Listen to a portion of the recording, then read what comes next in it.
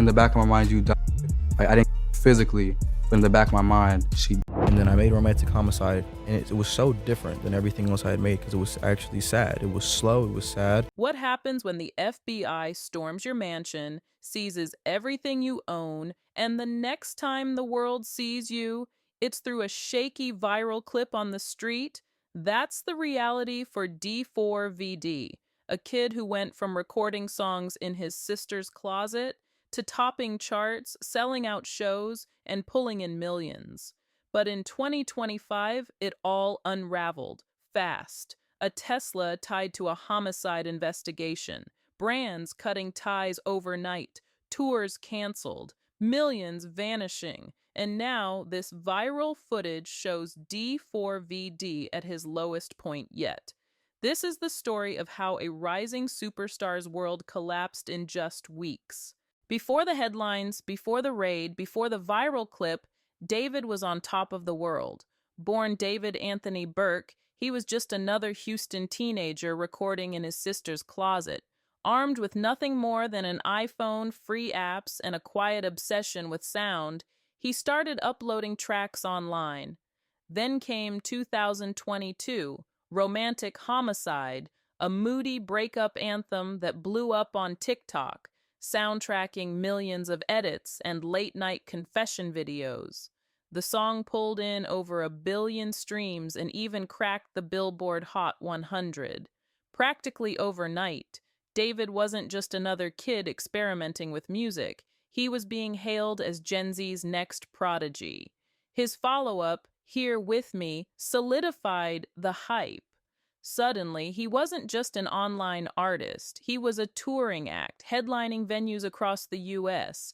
His Withered World Tour sold out dates from coast to coast to coast, raking in millions in just a few months. The industry was watching too.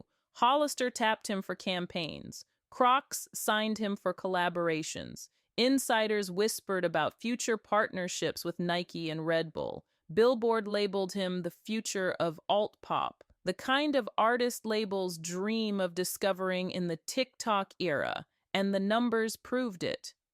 By early 2025, David's net worth was climbing past $2 million, an unheard-of figure for a 20-year-old who had started with nothing but a phone in a closet. He had momentum, influence, and a fan base that swore his music had saved their lives.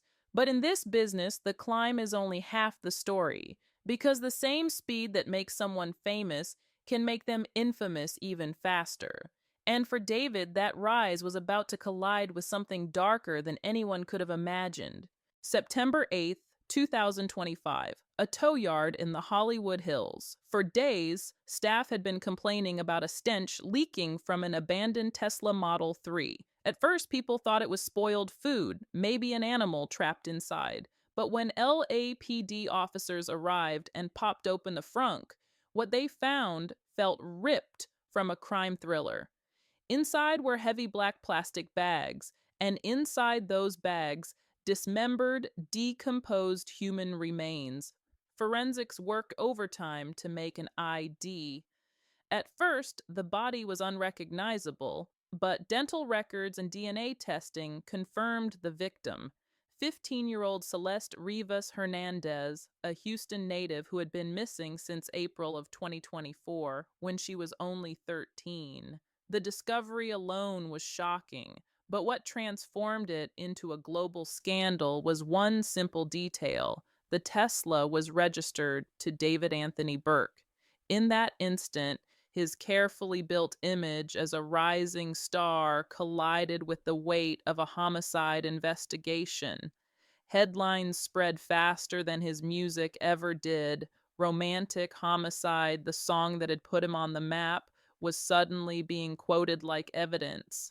Fans and critics didn't wait for charges. Within hours, social media detectives pulled out old clips, screenshots, and photos, pointing to moments where David had allegedly been seen with Celeste. Whispers of grooming resurfaced. Even his Discord chats, where he once admitted to watching gore videos, were reframed as proof of something darker. The internet wasn't asking if David was guilty, it was building its own case in real time. And whether the investigation had reached that point or not, his career was already collapsing under the weight of perception.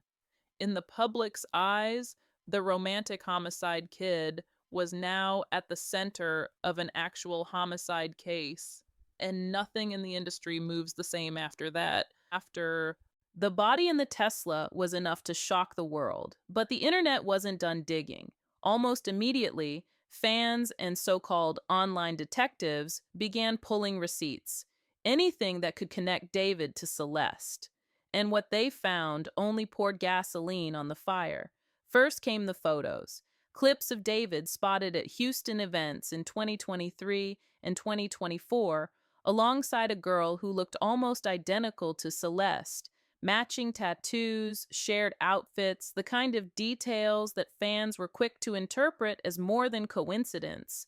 Then came the Discord leaks, alleged chats where David, then 18, hinted at relationships with younger girls, admitted to watching disturbing gore videos, and even bragged about helping Celeste escape her home life. Whether real or fake, the screenshots spread like wildfire. And then there were the lyrics. The same songs that built his career were now being dissected line by line, reframed as eerie foreshadowing. In the back of my mind, I killed you, and I didn't even regret it. What once sounded like metaphor suddenly read like confession. To make things worse, an unreleased track titled Celeste leaked online. Recorded in late 2023, the song mentioned obsession, tattoos, and depression tied to a girl with the same name. Fans instantly declared it a musical diary of their relationship. It didn't matter that David had previously insisted his music was emotional metaphor, not literal truth. Once the internet decided the lyrics were evidence, there was no taking it back. Within days, threads, TikTok breakdowns, and Reddit posts connected every lyric, every tattoo, every photo into a narrative that painted David as guilty before police even finished collecting evidence. And that's the danger of receipts online. They don't wait for court. They don't care about nuance. They create a story, amplify it, and make it stick. For David, the court of public opinion had already delivered its verdict, and the fallout was only just beginning. Scandal this big doesn't just destroy reputations, it bleeds bank accounts dry. And for David, the money collapse started almost instantly. First came the lawyers. High-profile criminal defense in Los Angeles isn't cheap. We're talking hundreds of dollars an hour, retainers running into six figures before the first court date is even set. By some reports, within just 4 days of the Tesla discovery, David had already retained a crisis management team, PR consultants, and forensic experts, burning through close to $1 million in a single week. And that was just the beginning. If the case ever goes to trial, costs could triple. Expert witnesses, investigators, jury consultants. It's the kind of tab that eats through millions long before a verdict is reached. Then came the tours. His Withered World Tour was supposed to be his financial lifeline, projected to gross millions across US and European dates. But by mid-September, it all unraveled. 2 major US shows canceled. The entire European stretch scrapped. Even a deluxe version of his album was pulled before release. That alone meant a direct hit of $1 to $2 million. And it didn't stop there. Promoters demanded refunds. Venues wanted money back. Fans who had bought tickets had to be reimbursed. Instead of revenue, the tour became another bill. Next, the brands. Within days, Hollister cut ties. Crocs followed. Smaller fashion collabs quietly vanished from social media. Interscope, his label, froze promotion altogether. Even Spotify slashed his presence on major playlists, gutting his royalties by an estimated 70%. For an artist who relied on streaming as his primary income, that was financial death. And let's not forget the civil suits. Hernandez's family announced plans for wrongful death action. Similar cases have historically hit for millions, sometimes tens of millions, depending on damages. Add to that whispers of other alleged victims preparing to come forward, and the payout risk climbs higher. Insurance policies don't cover intentional acts, so every judgment would come directly from David's assets. Do the math. A $2 million net worth burning through hundreds of thousands per month. Tour losses, brand deals gone, royalties frozen, legal bills stacking. At this rate, analysts say bankruptcy isn't just possible, it's inevitable. In the span of weeks, the kid who was once Billboard's golden child looked less like a superstar and more like a headline warning of how fast it all disappears when scandal collides with success. As the investigation intensified, the walls around David began to close in. On September 18, 2025, just 10 days after the Tesla discovery, law enforcement made their next move. Early that morning, LAPD, working alongside federal agents, descended on a Hollywood Hills residence tied to David Burke. The home wasn't just a rental, it was a spot where he had reportedly been staying between tour stops. Officers executed a search warrant, seizing electronics, computers, and other potential evidence. Boxes of gear and hard drives were carried out under flashing camera lights. Neighbors described the scene as chaotic. Sirens, unmarked cars, investigators moving in and out for hours. By the time the raid wrapped, the mansion that once symbolized David's rise now stood stripped and silent. And that's when the footage hit. Within hours, a shaky phone recording began circulating online. David himself spotted on the street. No luxury cars, no entourage, just a 20-year-old artist caught in the aftermath of a federal raid. The caption was simple: "After the FBI took everything." The clip spread across Twitter, TikTok, and Instagram at lightning speed. Fans froze the frame, analyzing his expression, his body language, the clothes he wore. Was he angry, broken, defeated? Everyone had a theory, but the reality was clear. For the first time, the world wasn't seeing David on stage, in music videos, or magazine spreads. They were seeing him as just another figure caught in a criminal investigation. And that image, raw, unpolished, and stripped of stardom, spoke louder than any headline. The raid wasn't just about evidence, it was a turning point, a symbol that the investigation wasn't slowing down and that David's carefully built empire was crumbling in real time. The raid itself was headline news, but what really broke the internet was the clip that followed, a shaky, grainy video recorded on a phone. David walking down a Los Angeles street, looking nothing like the star fans were used to. No mansion, no sports cars, no team or security by his side. Just a young artist, stripped down to the basics, pacing the sidewalk as the world watched. The footage spread like wildfire. Within hours, it hit millions of views across TikTok, Instagram, and Twitter. Hashtags like hashtag David and hashtag FBI raid shot to the top of trending lists. People slowed the video down frame by frame, dissecting his every move. Was he nervous? Was he angry? Was he trying to avoid the cameras or sending a silent message? Some fans swore he looked broken, carrying the weight of the world on his shoulders. Others said he looked defiant, as if daring the system to take him down. But no matter the interpretation, one thing was undeniable: the optics were devastating. For months, David had been the face of rising stardom, a Billboard darling, the next crossover star. But this one clip flipped the narrative completely.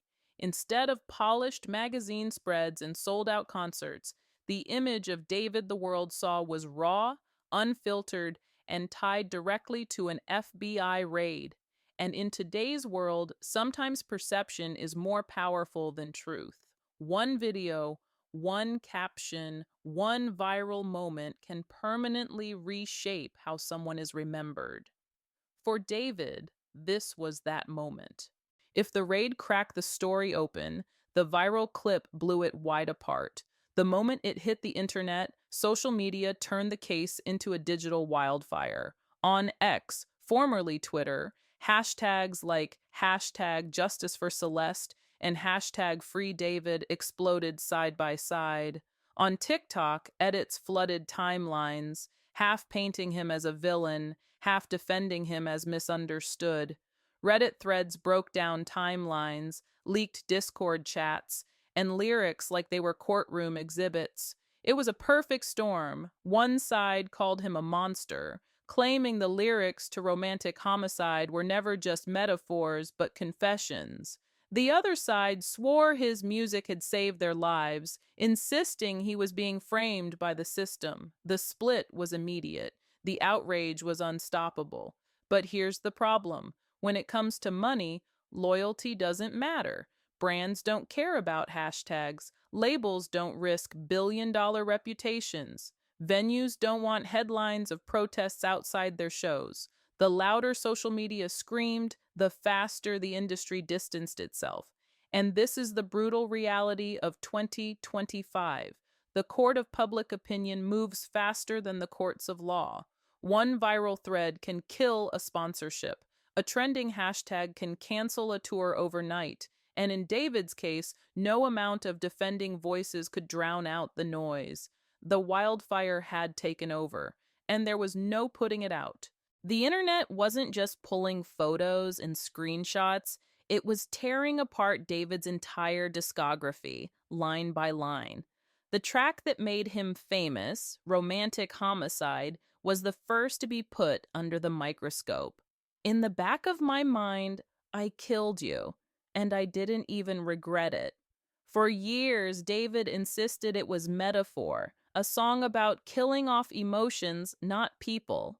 But after the Tesla discovery, those same words were replayed like a confession, quoted across TikTok edits and Reddit threads as if they were evidence. Then came the unreleased track Celeste. Leaked online just days after the body was found, the song mentioned obsession, tattoos, and depression tied to a girl with that exact name. Fans didn't hesitate to connect the dots, claiming the track was a love letter turned crime diary. It didn't stop there. Lyrics from More Than Just Friends resurfaced. You told me we would never be more than just friends, but I'm going to put it to an end. What once sounded like angsty heartbreak suddenly felt like something darker. Even songs from his EP Petals to Thorns and his album Withered were dissected for hidden meaning. Tattoos, imagery, lines about love ending in death. Every track was reframed as prophecy. And here's the eerie part. This pattern isn't new.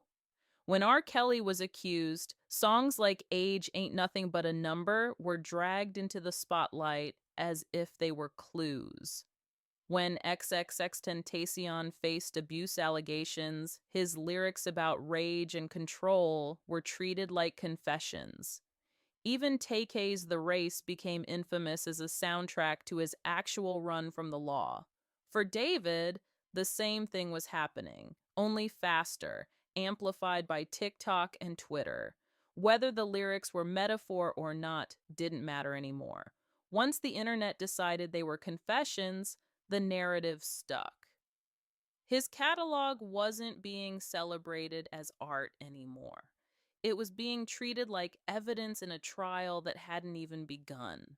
As shocking as David's collapse feels, the truth is, it's part of a pattern the music industry has seen before. When fame meets scandal, the fallout almost always looks the same. Lavish tours canceled, sponsorships pulled, labels freezing checks, lawsuits piling up until the numbers no longer add up. Think back. TLC filed for bankruptcy in the middle of selling millions of records. MC Hammer went from a $30 million empire to broke after legal fights and mismanagement. 50 Cent, worth over 100 million on paper, still had to file Chapter 11 in 2015 when lawsuits stacked up to 78 million. And R. Kelly? His empire evaporated overnight under the weight of court battles and public outrage. In every case, it wasn't just the scandal itself, it was the math. Legal fees balloon, civil suits drain millions, brands cut ties, and soon enough, the same artists who once looked untouchable are selling assets or begging for advances just to stay afloat. Now take that cycle and fast forward it. David is only 20. He doesn't have decades of catalog royalties to lean on. He doesn't have a loyal, aging fan base willing to look past headlines. His rise was built in real time on TikTok and streaming, and those same platforms are now amplifying his downfall. That's why analysts say his financial collapse isn't speculation. It's almost guaranteed. Even if he's never formally charged, the damage to his career is already done. The brands are gone. The tours are gone. The royalties are frozen. The industry doesn't wait for verdicts. Once the machine decides you're a liability, you're finished. And now, David, once crowned as Billboard's golden child, finds himself trapped in the same cycle that's eaten artists alive for decades. Only this time, it happened in a matter of weeks.